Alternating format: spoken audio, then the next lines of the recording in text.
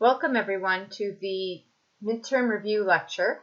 This lecture is designed to replace the week we've lost for the snow day. I will be doing a review lecture the best I can from my home office. We will be looking at what we've covered over the last 7 weeks, as well as some midterm review questions. So one of the benefits of this is you get to stop and review anything I've said because you have access to the lecture to pause as needed. The disadvantage is you don't get to ask questions during this hour that I will be lecturing. The best I can say is, as always, email me. If you have questions, please email me them. Try to be specific. Telling me you don't understand hashing is a really hard question to answer. Being more specific, like I don't understand how a string is used in a hash code, that would be more of a specific question. So we will be looking at the midterm in general, and then I will be reviewing 6 weeks of material, more specifically on the second half, generics, array lists, hash sets, as they were what has been skipped over due to the snow days. Okay, so what you can see on the screen right now is the midterm review PDF. This is on the eLearn page, content, week 8, midterm. You'll see there are 2 links. The first link is the PDF document, which I had open and I will go through. It contains some review questions. And the second one is an actual eLearn quiz that you can do. So the eLearn quiz is for the first half of the midterm, the short answer section. There are 20 marks here.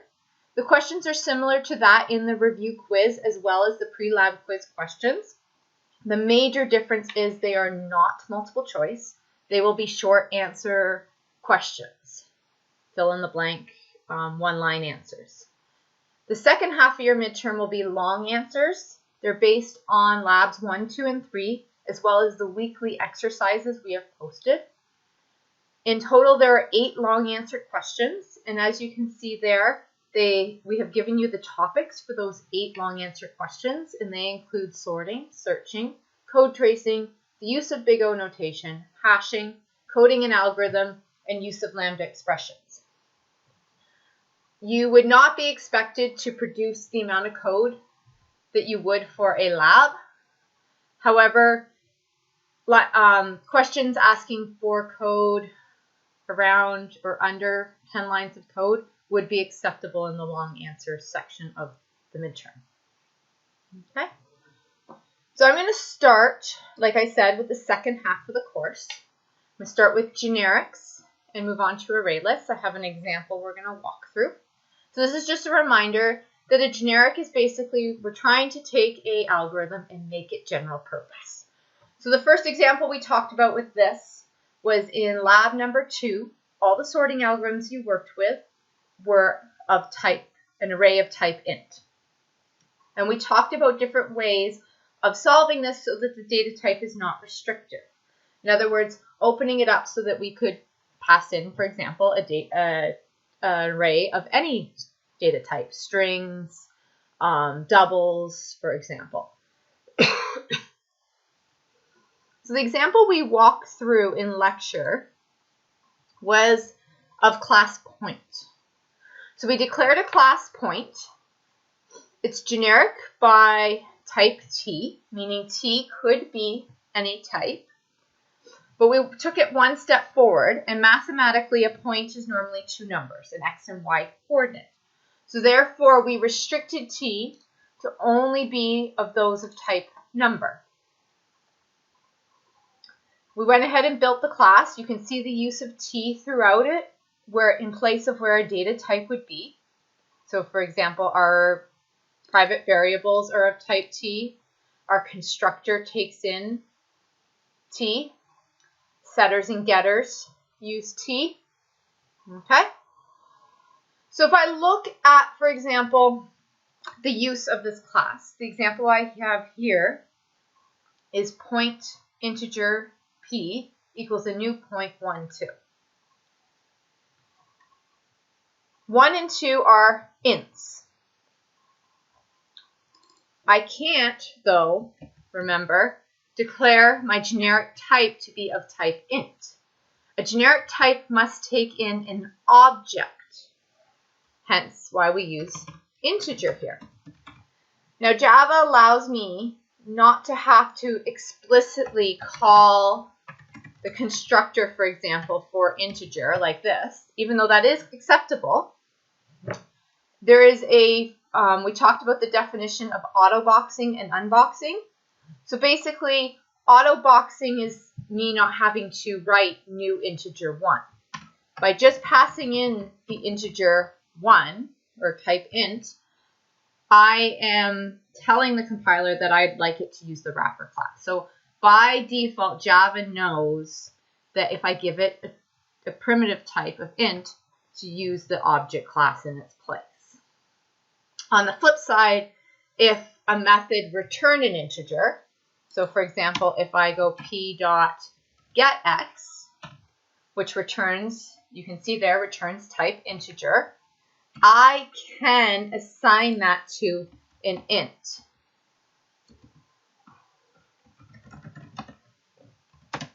And again, I have no compile error. This is unboxing.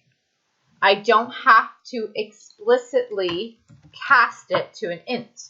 While that I can, unboxing allows me not to have to explicitly cast. Okay. On my next line, you can see I've commented out. I have a second point, p2, and I'm trying to put a string in, trying to make the class of type string. Now you'll see I have an error, and you'll notice that it says that I'm not within the bounds of variable type t. Remember, we have restricted t to be of extends number. String does not extend from the number class. So therefore, this code, this code would not compile. Okay. The last thing we looked at, so that's generics in a class. Generics used both in a parameter and as a return type. Last thing we looked at was what happens when we pass in my generic class point to a method. So this is an example where I would need 2 points. So I've got point 1. I'm going to grab a second point. We'll call this point 2. And what I want the ability to go is p dot the distance between point 1 and point 2. Okay? So over here, this is the distance method. Okay? I am passing in a point. Now we talked about the wildcard. So there's this question mark here. It's known as a wildcard in Java. The question I had after the lecture last week is why can't we just put t here? Well, point is already defined as being t.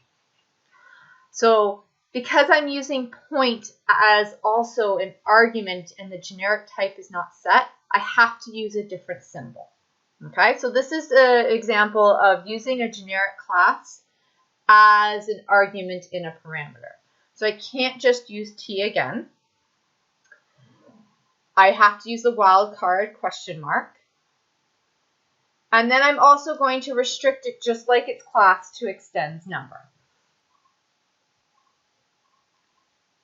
This allows me to now use double for my x and y coordinates from both point 1 and point 2, allowing me to do a mathematical calculation.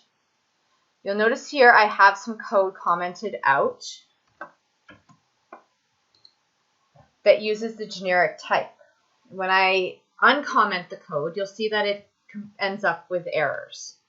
The issue here being, first of all, the wildcard coming in cannot be sent to generic type t. I need to give this a type. So for example, I could cast this to be a number,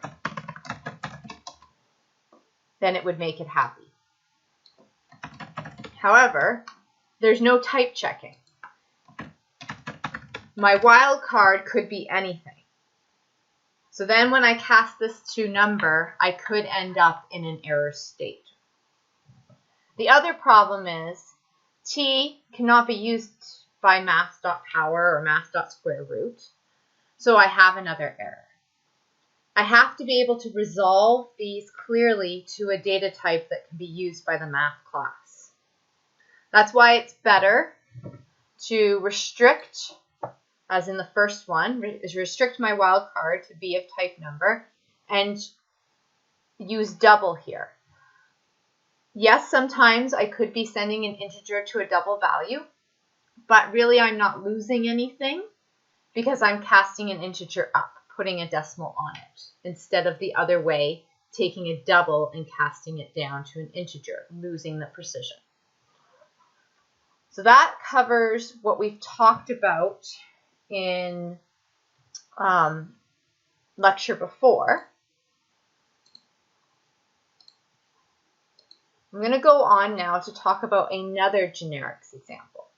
So what I've built here is just a basic employee class. So my object is employee.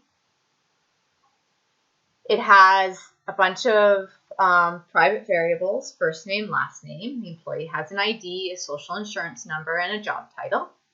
And I've built the constructor. So basically what I'm doing in my main method is I'm creating a bunch of employees and adding them to an array list. So an array list is another example of a generic structure. So all of the data structures we are going to be looking at in this course are similar to this. They can take in an object of any type, store an object of any type in, for example, the list or the set. I'm going to move over to slides for a few minutes and talk about array lists. So in the labs, you've been hearing me talk about using collections.sort or a collections.binary search. So our collection is our very top of our Java collection framework. The collections interface basically defines many methods that can be used throughout the collection hierarchy. We've been talking about specifically lists and sets. So you'll notice based on the hierarchy, the left side we have lists, and we have specifically, we're talking about array lists right now. And on the other side we have sets, and we've also been using in Lab 3 a simple hash set, not the actual hash set from the Java collection framework. We are going to, in this class, in this course, go on to talk about linked lists and other lists as well as trees. But it gives you an idea of when I'm speaking about the collections class, where it is I'm talking about. So in general, we're going to define what a list is. A list is a collection that stores its elements in an order. Here they've listed a sequential order, but basically we have some order. Underneath an array list, we are basically just dealing with an array. If you look at the implementation for an array list in Java, it is using an array. So we still have the notation of an index. So the element is at a certain index. We also have the ability to put in duplicate elements, meaning the same value can be in the list more than once. Okay. Using an array list is very similar to using an array. So we still have the idea of being able to ask for an element at a certain index, and searching is the same as an array. We talk about two definitions when we talk about lists. It's the predecessor and the successor. So when you're talking about an element at a certain index, the element at the index before it is known as the predecessor. The element at the index after it is known as the successor. We're going to revisit these terms when we talk about linked lists, but just in general, we always talk, when we talk about lists, an element has a predecessor and a successor. Element 0 on a list does not have a predecessor because it's the very first element in the list.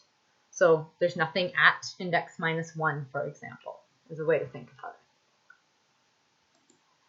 So if you've been working through lab number 3, you've started to use many of these operations that you can do on a list.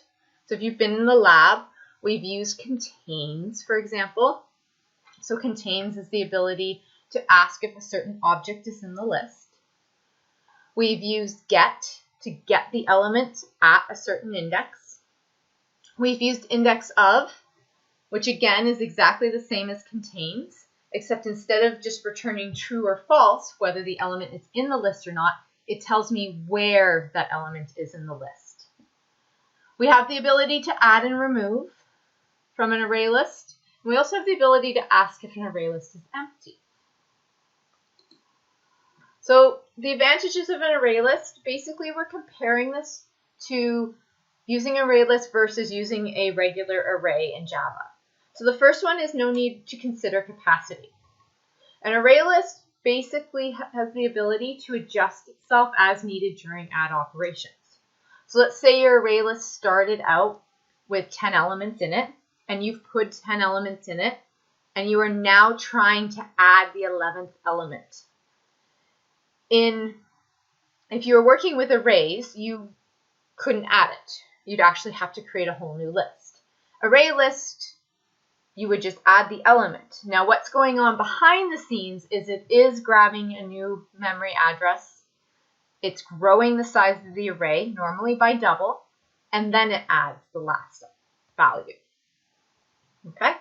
So a lot of the array management is hidden from you when you're using an array list. We can also do simple searching, and this is what you're doing in Lab 3. You're using index of and contains to search for elements in a list to find if they're there or not. There's no need to track the number of actual elements used. Again, we have a size method, so we can know at any time how many elements are in the list. We don't have to actively maintain a counter like you would in an array. And basically, the array list manages a lot of the simple array problems. It's known to be bug-free. You can use it and work with an array a lot faster. Okay? Array lists don't have any built-in ordering. They can be sorted if required to be, but as you add elements, they're added in the order that you provide them to the array list. So going back now to my example. So, like I said, I've created 6 employees just using the constructor over here in my employee class. And then I've gone and added each one to my array list. So I'm using add. Okay. I am not managing where it is being inserted. I am not worrying about if my array list is full or not. I just keep adding them. If you wanted to add or insert into a specific location, there is a method in the array list where you can set a certain index to be a certain object. Okay, so I could, for example, specifically say I want maybe employee 1 to be at element 3. Okay, this would override the current one as it is right now, but I do have the ability to set if for some reason I was doing ordering. Okay, but for now I am just going to add. My next line is a for loop, walks across my array list called employees. And for each employee, I'm just printing it out to the screen. So you'll see the system.out.println. You'll notice I just print E. I don't print E.toString. Even though I don't write it, it's still implicitly calling it. So we need to override toString, as I've done here in my employee class, to tell the Java virtual machine how I would like the object to be printed to the screen. If we don't override toString and we print E out, Remember, we are getting the toString from object, which basically just prints the memory address. So this is the first example of a method I need to override for the object I'm building. Okay. The next example we're talking about is equals. So again, if I don't override equals, so let's say I comment this code out and I run my generics example. Okay, so the first thing is the printout of my 6 employees, the for loop. The second thing is equals. So if we look back at the code, what I'm comparing, or you can see it here. So I'm comparing E1 and E2, and I'm asking if they're equal. Well, they're not. We can see that they're specifically not the same people. E1 and E2 are not equal, which is false. That's great. I'm then comparing E1 to a different employee, E7. They are the same. I basically created the same employee twice in 2 different memory addresses. But my equals is still returning false. The important part was they were in 2 different memory addresses. Because I have not overridden equals, it's considered to not be equal. They are not in the same memory address. If I go ahead and put this back in,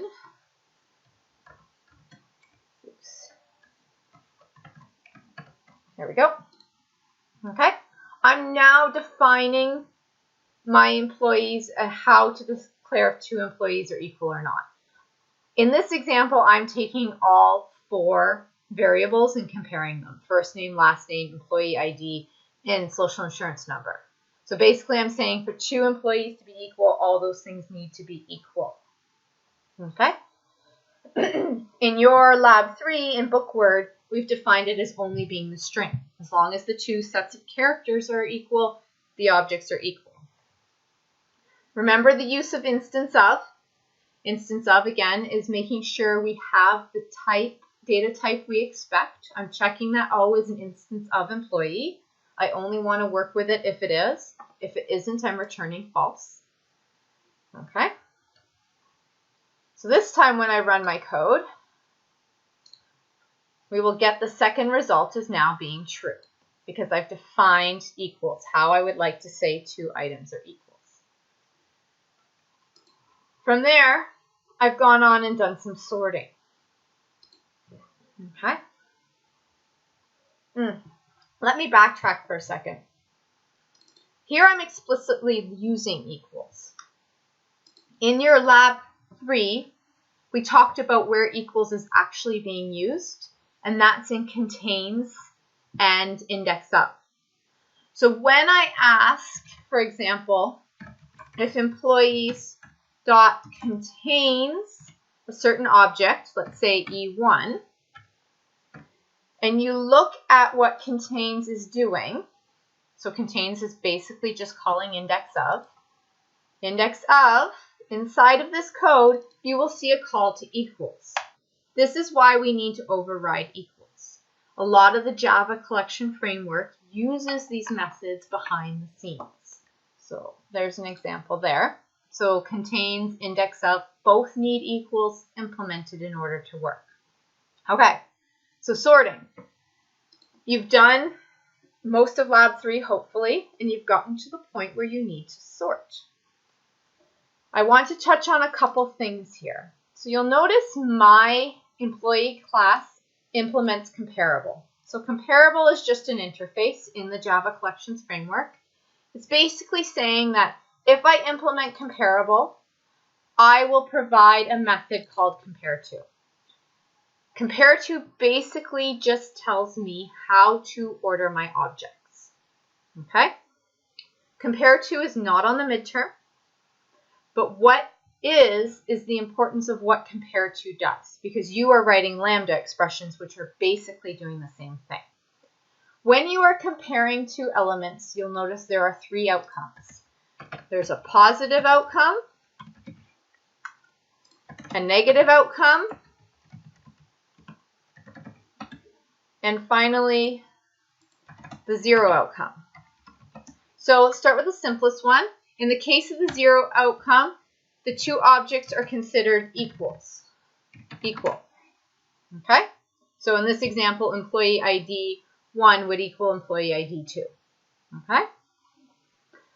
In the positive results, you'll notice that the calling employee ID is greater than the one in the parameter. And then in the negative version, it's the reverse. Okay? So basically, compare to is giving some sort of order to your objects. So in my first sorting example, because I don't provide a lambda expression, it is looking for this compare to method. So my first sort is doing it by their ID. As you can see in the output, my first output is doing it by ID from 23,896 up to 102,543. Okay? What you need to do in Lab 3, and what you need to know for the exam, and we've done this also in the week 4 exercise, is the ability to write lambda expressions. So collections.sort, the first argument, or the first parameter, is the list. So my list is called employees. The second element is telling me, given two employees, so I've named them EMP1 and EMP2, how do I order them? So in this example, I've decided to go ahead and order them by last name. Now, last name is a string, and string is a class in Java. So I do have the ability to pass the work on to the string class.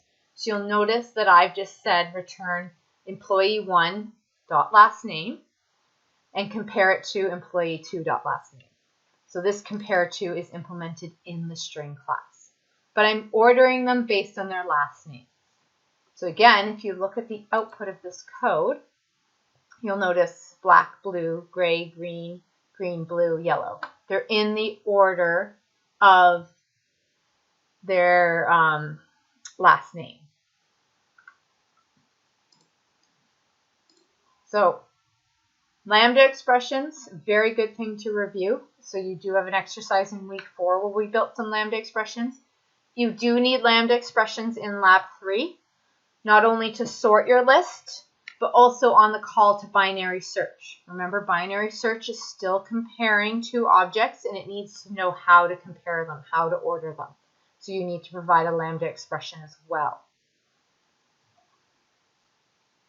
So that basically covers array lists. So we've looked at what a list is, the different methods that are already in an array list to use, and Lab 3 is a good example of using array lists. And then we've talked about sorting. So we have collections.sort. Like I said, also for the last part, you have to use collections.binary search.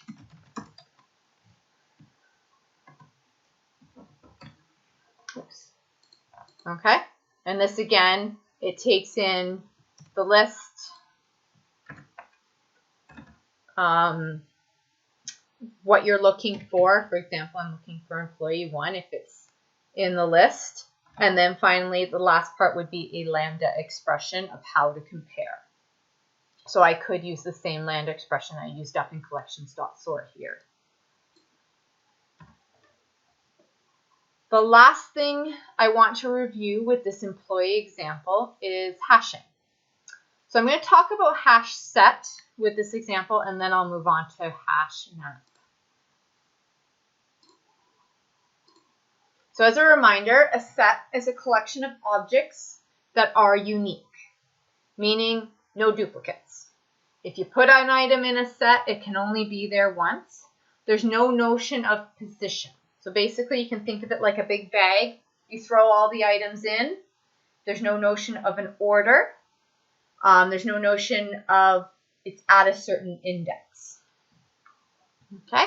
For lab number 3, we specifically looked at hash sets. So we store elements according to a hash code.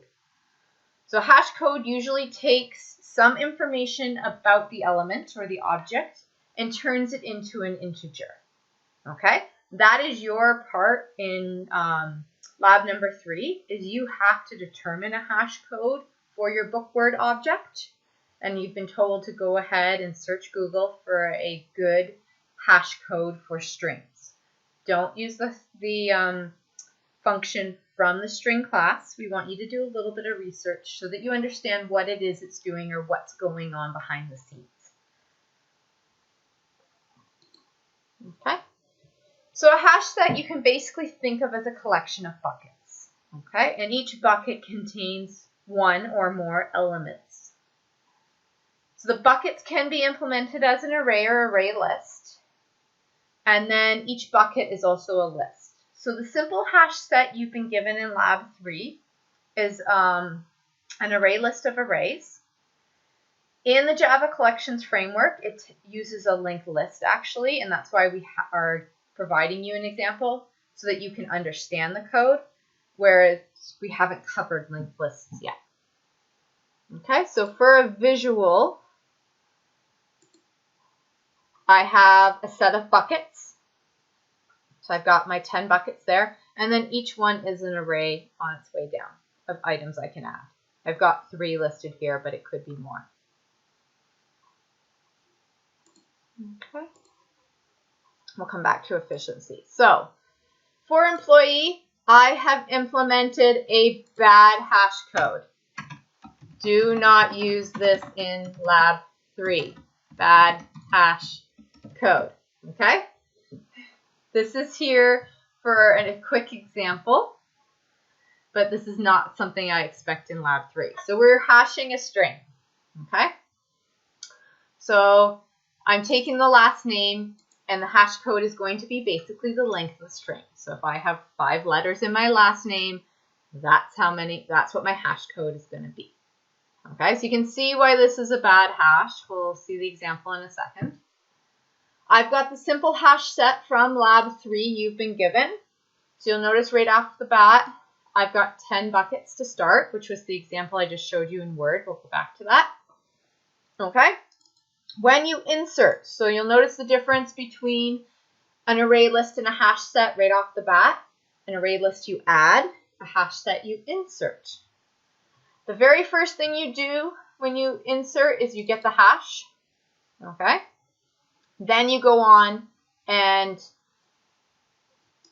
grab the bucket that you're going to be inserting in.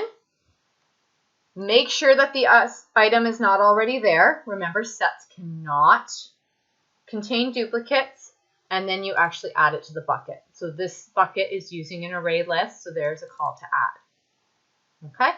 If we look at get hash, which is just up here, okay, there's my call to hash code. So again, inside the collections framework, I am using a method I am expecting to be implemented in my object. So for all of you who are emailing me going, where does hash code go in lab 3? It goes inside your object. It goes in bookWord. So the example here again is I have my employee class. I have a hash code, very simply lastname.length. So if we were to run through this example on the whiteboard, this is going to be my whiteboard, a couple of reminders. So I have, in simple hash set, when it starts, I have 10 buckets. Inside employee, I have a hash code, which is just basically returning lastname.length. And then inside simple hash set, I'm taking the hash code and modding it by hash size, basically making sure I land in one of the buckets I have. This is a good example of using hash set. We're going to run through the employees, and we're going to basically put them in the correct bucket. Okay? So employee number 1, last name is Black. It has 5 letters in the last name. So my hash code returns 5. Mod it by hash size, which is 10. The remainder is 5. There's 5 left over. Okay? So Black will go in, or we'll say employee 1. Employee 1, the entire object, will go why is it not? Sorry, word problems. Okay, employee 1 will go in bucket 5. Okay. We go on to our next employee, employee 2. Employee 2's last name is Green, which again is 5 letters. So black and green are not equal. They're not the same string, but they compute the same hash. So this is known as a collision. Okay? Here's my first collision. Green will also compute to bucket 5. Okay, so they both return the same hash code even though they were not considered equal. That is a collision. As I move on, gray is 4 letters, so it's E3 is going to go in bucket 3, or bucket 4, I mean. Again, blue, 4 letters. Gray and blue are not equal. Okay, but they return the same hash. This again is a collision. Yellow, 1, 2, 3, 4, are 6. So E5 is going to go to bucket 6. And then I finally have green dash blue. Green dash blue's length is 10. So there's 10 characters, including the dash. So last name.length will return 10. 10 mod 10 is 0. So green blue will go, green blue, which is employee 6, will go to bucket 0. We're now going to look at an employee that would not be considered a collision. So I've just copied employee 1, created a new employee. And for lack of a better name, this person's name is going to be Joe Black. Oops, sorry, wrong delete. Okay, so if we took Black, the last name for employee 7, and we return last name.length, we're going to get 15. So my nice long made up last name is 15 characters. So last name.length is 15. When I go 15 mod hash size, which is 10, that will leave me with a remainder of 5. So E7 will end up in bucket 5, just like employees 1 and 2. But no collision has occurred. Okay? Hash code was different. So remember for E1 and E2, our hash codes were 5. I'm going to put them in brackets here. So that was a collision. My hash code for E7 was 15. But because of having to fit it in my 10 buckets, the mod function that happens inside of hash set, it still ends up in the same bucket. This is not a collision. So remember, a collision is when 2 objects that are not equal produce the same hash code. It's very important to remember. Okay, so if I go back now to my code where I've put in my hash code, again, bad hash code, I go ahead, I create a simple hash set just like you do in Lab 3, and I've inserted my 6 employees. Okay, you've been provided some methods where you can print out information about your hash set. So number of buckets is 10, just like the example we did in Word. My largest bucket, okay, this is before I added employee 7, had 2 items in it. And then my number of empty buckets is 6. So looking at this information, you can start to look at whether your hash code is a good hash code or not. If you enter a lot of data, like for the dictionary in lab number 3, but you still end up with a large number of empty buckets, that's not a good thing. You want your data to be evenly spread across the bucket. So you want to be using most of your buckets, okay? So you want this number to be pretty low. The second thing is you don't want all your data hashing to the same bucket. So you don't want, if, for example, if you put 10 elements in your hash set, you don't want your largest bucket to be 10 because you're not improving on a sequential search. So again, you want your data evenly spaced.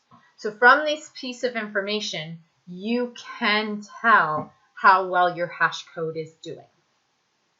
Okay, so like I said, these methods are provided for you inside Simple Hash Set that we've given you for Lab 3, and that you're going to be using in your discussion of whether you have a good hash code or not. If everything is spread across the buckets and you don't have a lot of empty buckets, then you probably have a good hash code. Okay. You'll notice here inside of insert, there is a resize function. So this is when basically the chance of collision is higher than the threshold. We'll have a threshold. It resizes. Reminder on resize that you have to rehash everything. Okay? Because you're changing your hash size, basically the number of buckets, you need to rehash everything. So on a resize, it can take a little bit longer for that insert. From there, the slides go on to talk about, we'll talk about hash set performance considerations. So this is what I was just talking about with the methods provided to you. So basically, to have good performance with hash sets, the first thing is you have to have enough buckets. Okay? If you have a small number of buckets, it means those elements have to fit in those small number of buckets. So you're going to end up with more items in a bucket. Okay? So it gets to a point where you want to grow and have more buckets so that our searching within a bucket is not very long. Second one is talking about the hashing function. Okay, so the hash code, you want to ensure that you're spreading the elements over the buckets evenly. So we talk about using string.length, how that's not a good hash code because many of the words we use are small. We don't tend to use long words all the time. Okay, so that would be an example of a bad hash code. And then most hash collections provide ways to tune the number of buckets. You can look at, like we just did, how many of my buckets are empty, what's the depth of my bucket, and you can figure out what works best for the problem you're trying to solve. Okay? A couple things to remember. If you're overriding equals, you must override hash code. They go hand in hand. So that is something I did not do here for sake of a simple example. My equals uses first name, last name, employee ID, and social insurance number. It uses all 4 pieces of information. My hash code should do the same thing. Okay?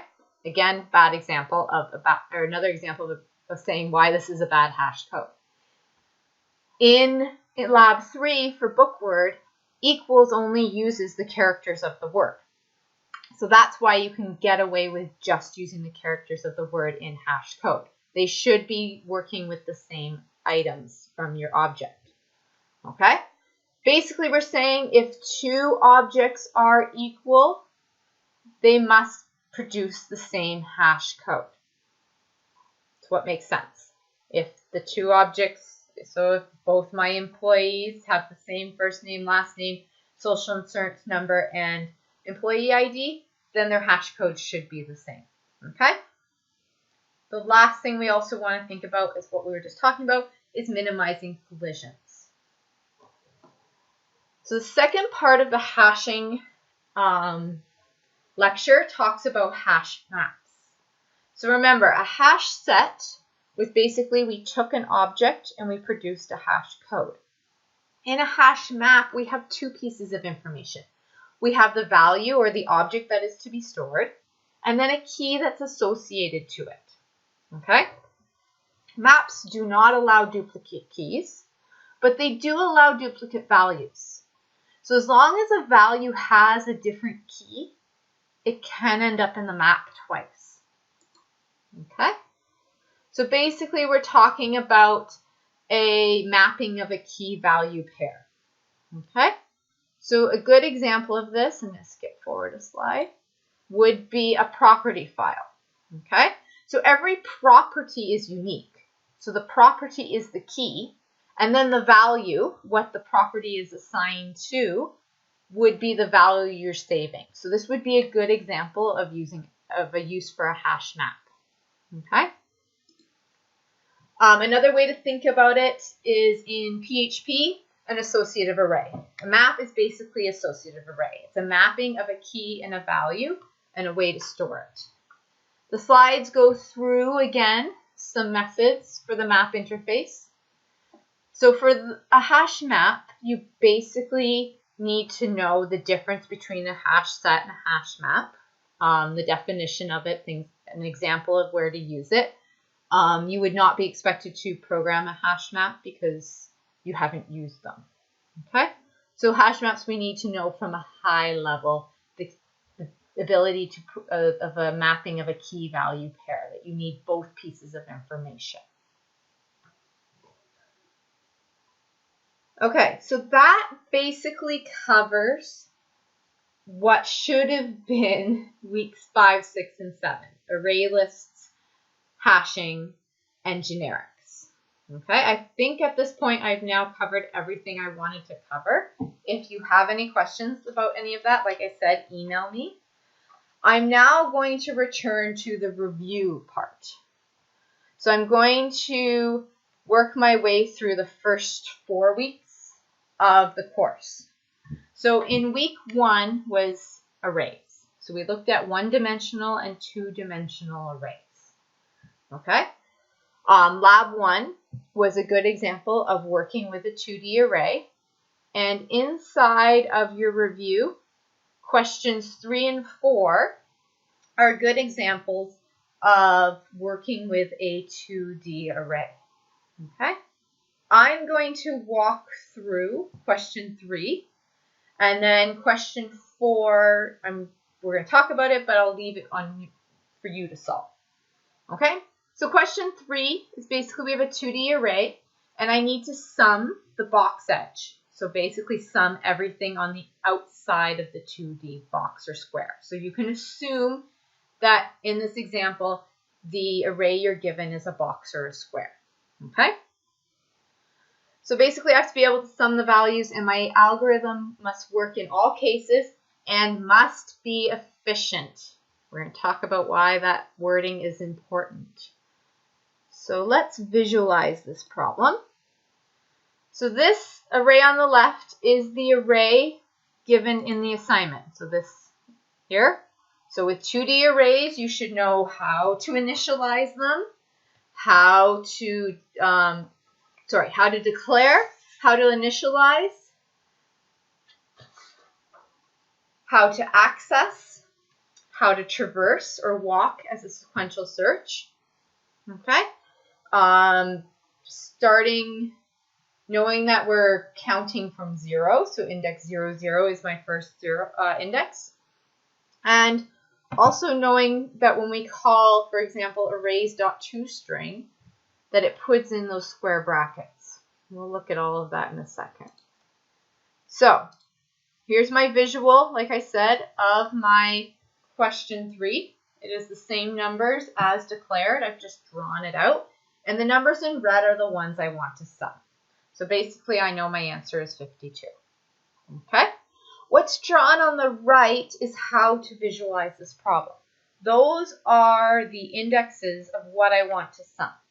And what's important to notice is of my two values, I'm always working with either a 0 here, so 0, 0, 0, 0, or as you move down this way, my column's always 0, or array.length minus 1. So in this case, it's 3. So 3 across the bottom, and this is missing, and 3 across the right-hand side here.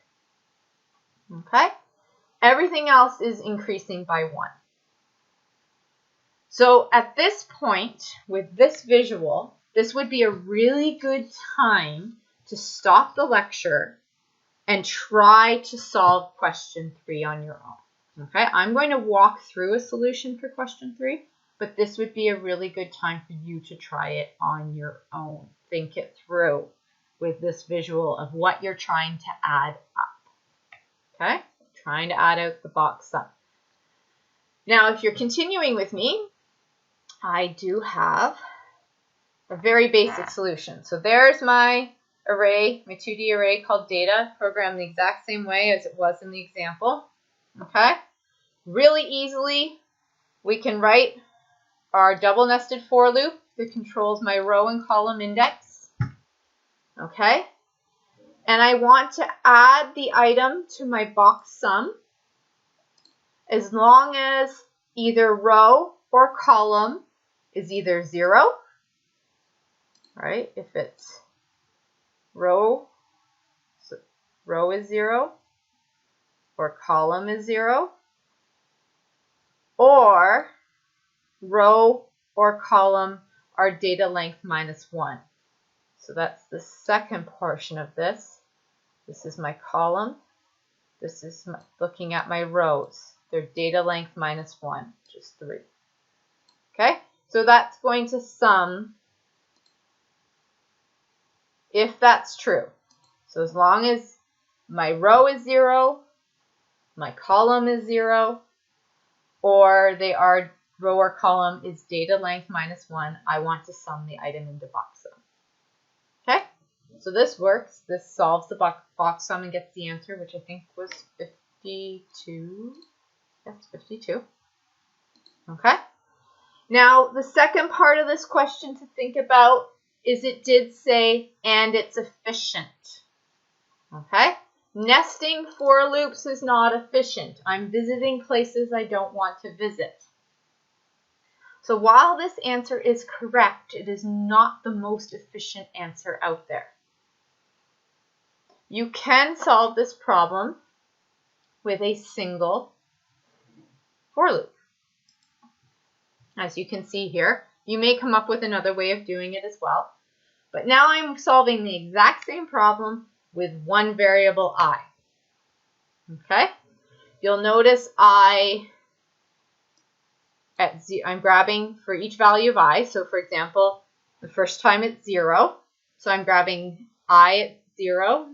So 0, 0. And 0 at data length minus 3. 0, 3. So the first pieces of information I'm grabbing is this one and this one. Here, I will change the color. So in my first sum, I'm grabbing these values. I'll change them to yellow. Okay.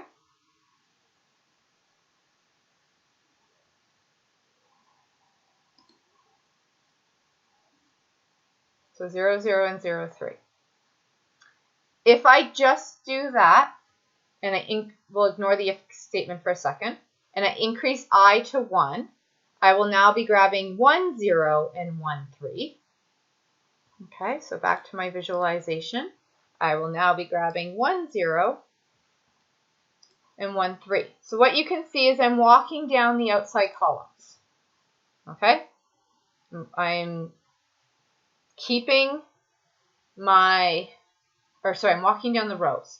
I'm keeping my columns at 0 and 3, and I'm summing everything in the first columns and everything in the last columns. Okay?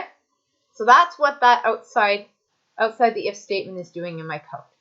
This is summing both my first column and my last column. Okay? Now I need a way to capture my remaining columns. So eventually when I'm done, this outside part is taken care of by the first plus. I need a way to capture across, okay, where the row stays the same, but the column changes. So for that purpose, you'll notice I have, and I want to make sure I'm not summing the corners twice. So basically, as long as I is not 0, and as long as I isn't data length minus 1, so as long as I'm not in the corners, I am then adding my top row and my bottom row as well. Okay? The if statement is important. If I didn't do that, I would be adding the corners twice. So the corners are taken care of in the first plus line. The second plus line is only taking care of the parts that I have remaining in red. Okay? So this is more efficient because this is order n. Up here, we have an algorithm that's order n squared, a nested for loop.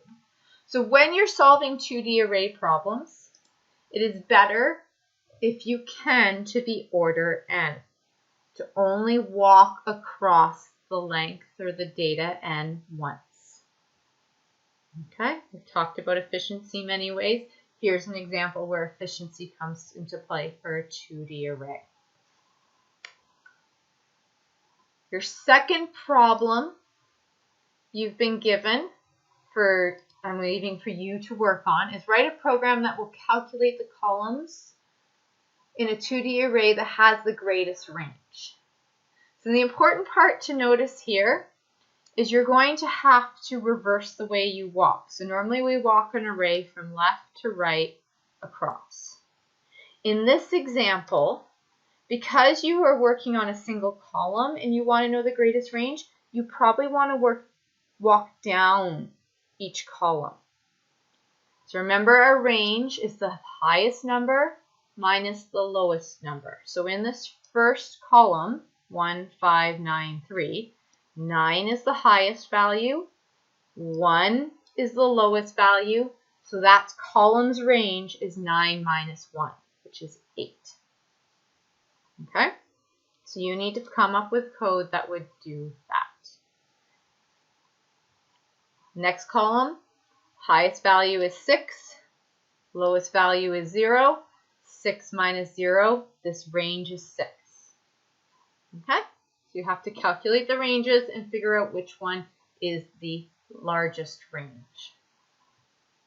So there's two good examples of working with a 2D array, being able to access and walk across and sequential search on the items. We then moved on to week 2, where we looked at recursion as well as searching algorithms. So for recursion, we have two questions, questions 1 and 2. We're now going to look at the first question. So both of these questions, you could copy and paste them into NetBeans and run them to get the correct result. The important part to note is on the midterm, you would not have NetBeans to run the answer. You need to be able to do the code trace yourself. Okay? So a good way to do a code trace, especially in an example like question number 1, ThreeWays, is to draw the trace of what's happening, so the actual tree. So I have started to do that. This is in no way complete, but it's to give you an idea of what's happening. So in the very original call, ThreeWays is given the numbers 1, 4. So ID is 1, N is 4. Okay, so we enter the code. 4 is greater than equal to 0, so we keep going. The first thing it does is print out. So the first printout of this code would be 1 equals 4. Okay? We then execute the first recursive call. Okay, so ThreeWays ID plus 1. So now our ID will be 2. N minus 1. So n will now is 4 minus 1, which is 3. So if we visualize that, my first recursive call is this one here on the left. Okay, and ID plus 1 is 2, n minus 1 is 3.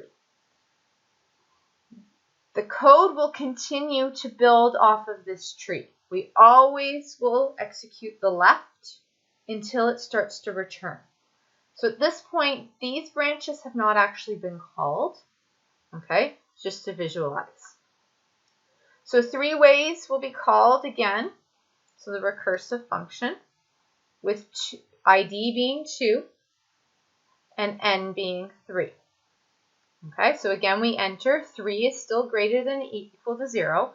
So my next line of printout will be 2 equals 3. Okay, so just to note on the side here, let me grab a text box for the output. So the output as we talk about it, the first one I said was 1 equals 4, and now we're at 2 equals 3.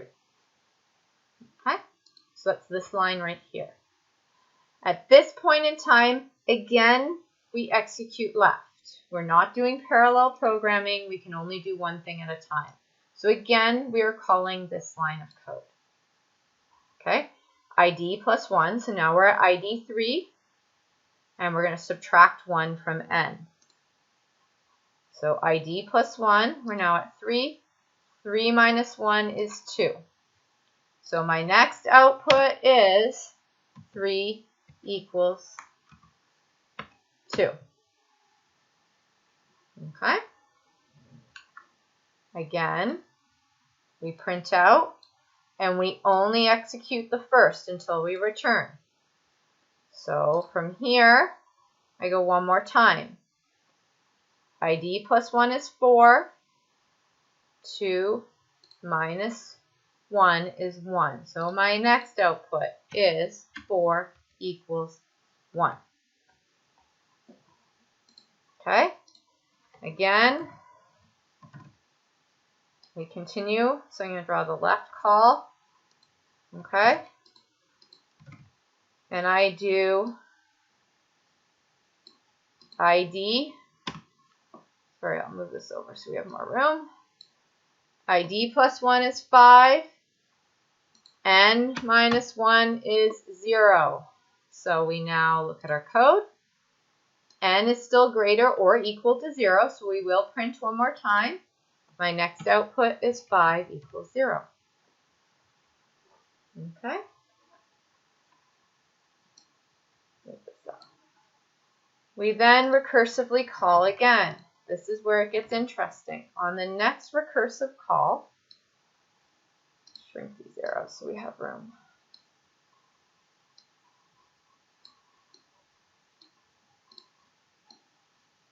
On my next recursive call, from 5, 0, when I subtract 1 from 0, still working my way left, so I'm at ID is 6, this becomes -1. So at this point, when I look at the code, n is no longer greater or equal to 0. So nothing happens. We don't get inside the if statement. So all that happens is it returns. So nothing is printed here. And we return back to 5, 0. It then attempts to do the same thing for the middle and the right.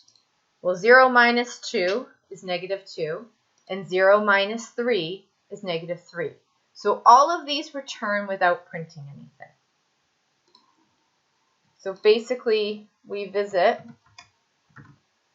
the other two, I'm not going to actually draw them, but we have two more recursive calls down here. So this would be n minus 2 and n minus 3. Nothing else prints. Okay? So at this point, this tree is done, and we return up another level. Okay? So ThreeWays 4 minus 1. Again, we've only executed the left side. So then we try and execute the middle. Remember, n right now is 1. 1 minus 2 is negative 1, and 1 minus 3 is negative 2. So again, in this case,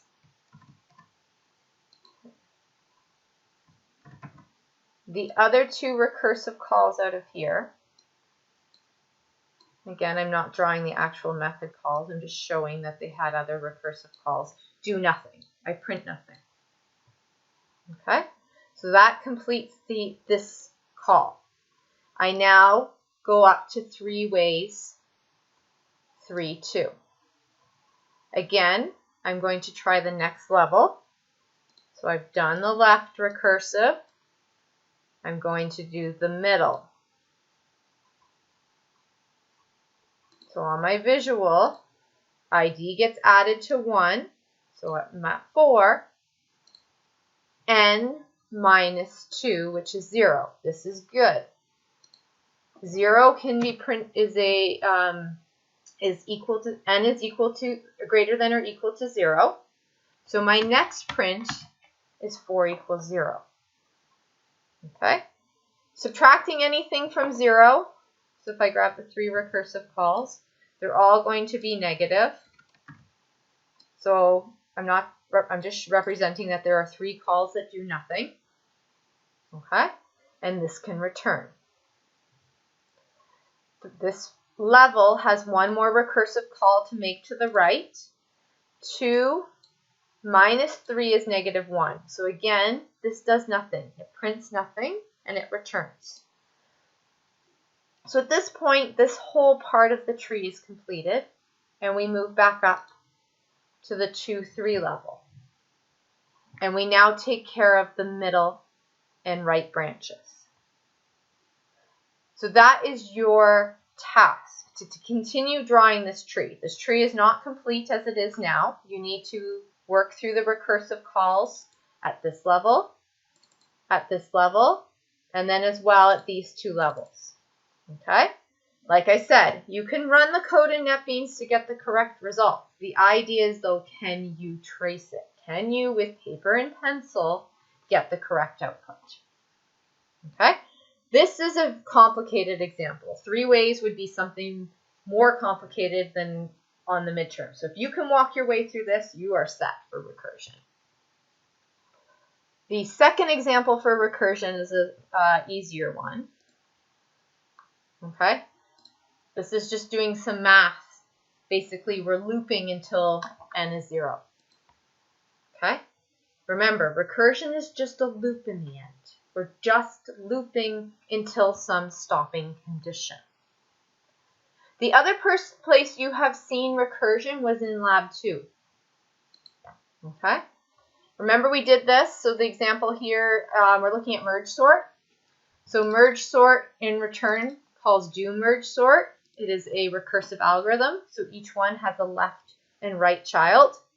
And we had to, in merge parts, count the number of comparisons happening. And we had to add the count from both the left subtree, the right subtree, and the current place I was at. We drew this recursion tree on the board. Okay? So that was how we handled recursion in Lab 2.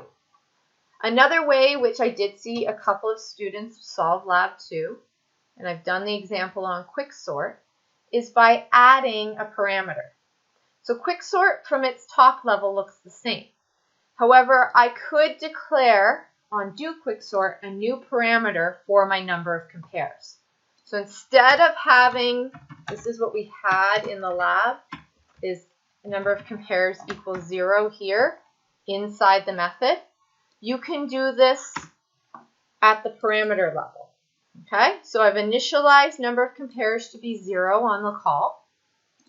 Okay, I add the number of compares, which is my n minus start, on every single level. Okay, so remember, we can't count it inside partition because it's already returning my pivot point value. So the shortcut we figured out was n minus start for the number of compares happening inside of partition. So basically, I'm summing that together. For each level, add n minus start. Now, you'll notice I am not adding them on my next two levels. Instead, I'm doing recursive counting by passing my current value through to be added. Okay, so take, for example, 9 minus 0, which is 9 compares done on the first level for an array of 10 elements. And I'm passing that 9 through to be added on the next level. Okay, so this is another way, and it's very good to understand this, of how to do recursive counting. Okay, so instead of declaring a local variable, I'm passing a parameter through and adding to it on each level. Because I'm passing it down, I do have to make sure it returns all the way back up. Hence why in the end I'm returning it. Each do quicksort returns the value to be passed on to the next level, which returns the value and returns the value up to be returned to main. Okay, so this is another way of doing recursive counting without declaring a local variable. So you weren't allowed to use a global variable in the lab. This is another way without using a local variable. Okay, again, recursive counting. Being able to trace what is going on here. From there, if I move on, we're talking about our searching and sorting algorithms. So I've been very clear from the beginning, for each one of your searching and sorting algorithms, you need to understand how it works. Okay, I've gone through them both in lecture and lab, so make sure you know what the difference is. For example, a bubble sort, which compares neighbors, to a selection sort, which finds the minimum or maximum value, to an insertion sort, for example, that inserts the next value. Okay. Part of code tracing is you may not always get the exact same code for a sorting algorithm. So an example we saw of this is the selection sort we saw in lecture selected the minimum value, whereas the selection sort we saw in the lab selected the maximum value. Okay, so there are different versions of these algorithms out there. Another way is quick sort and merge sort. We've been looking at a recursive implementation. There's also a non-recursive implementation of these algorithms. Things to think about. So you should be able to understand the basic functionality of each one of these searching and sorting algorithms and how they function. Okay? Just because the code's different doesn't mean that changes how they act. Another example of this would be quicksort. We talked about there are many ways to select a pivot, for example. The other takeaway from lab number 2 was you had to give me the big O notation for all the sorting methods. So most of you were able to get this. So right off the bat, bubble, insertion, and selection all had nested loops. So they were all n squared. Okay, this was pretty well done on the lab, so I'm not spending a lot of time going through it. Nested loop gives you n squared. Quicksort and merge sort, you either looked it up or you thought it through. They were all, both of these two, were divide and conquer, which brings in the log. Instead of n squared, we're n log n. Some of you did make note that in a worst case situation with quicksort, it does become n squared. Okay, I accepted n log n as the answer on the lab, but in the worst case, there is a situation you can make quicksort perform n squared, and this would be giving it an already sorted or a pretty close to sorted array. Okay, We also talked about why did we have to run for different sizes of arrays. So why did I have you run for size 25 versus 25,000? And what the takeaway from that, which most of you got, was insertion sort tended to beat quick merge on a small array. Okay, so there's two examples of where insertion sort performs well. One is on a small piece of data, and the second is when the data is almost already sorted. When you only have, for example, one item to insert. Okay. Moving backwards, we also had sequential search and binary search. So we talked about searching and how long it would take. So on average, a sequential search was n divided by 2. We had to go through half the list. And in the worst case, or in a find all implementation of sequential search, I'm looking at order n. I have to walk to the end. Binary search, again, was a divide and conquer, so log n. Remember, this is log base 2, not log base 10. So we talked about how to calculate log base 2, it's in the slides, or dividing out by 2 all the way down till you hit 1. The last part we talked about was searching. So we're comparing, in Lab 3, you're comparing an array list to a hash set. So the very last item, item 5, in Lab 3, we asked you to search the dictionary in 3 ways. So the first one was searching for an item in an unordered list. So you're basically performing a sequential search. Okay, so you're back to in the worst case, order n. We then said you could go ahead and order the list, so collections.sort, and then use collections.binary search. So when you're searching for an item in an ordered list, you can then get away with using binary search, which is log n. Okay? The last thing was we then asked you to compare it to simple hash set. Simple hash set computes the hash code, goes to the particular bucket, and looks up the item.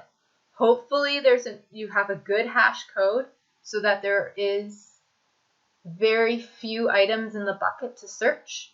So we tend to talk about this as being constant time, order 1. The lookup is a constant. It's predictable how long it takes. And that's why hash set is so great for lookups. Okay. The last question I have on there is why did we have you calculate basic step in lab number 2? Okay, it goes back to this insertion sort.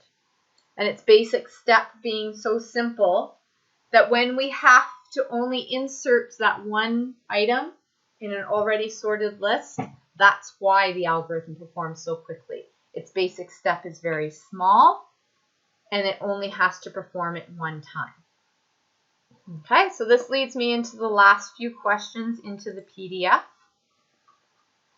Okay, you have a question looking at different basic step times and different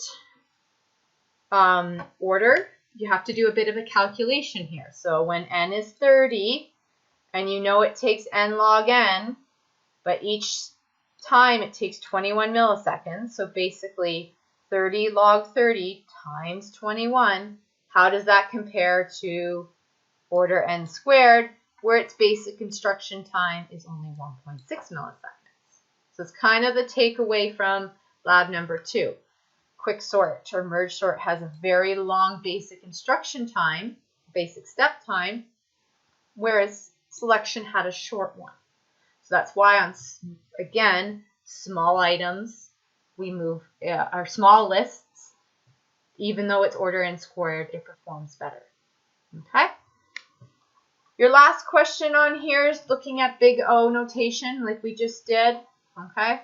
Looking at the big O notation in both terms of time and in space. You should be able to look these up. So that concludes everything I have for review for the midterm. As always, please send me questions. When you're talking to a computer by yourself, you're not always sure where students might have issues. So Send me questions, and if I find I'm getting the same question, I will send an email out to update everyone, okay? Good luck with your studying, and I will see most of you on Tuesday for the midterm. If not, next Friday, I will see the rest of you. Have a good weekend.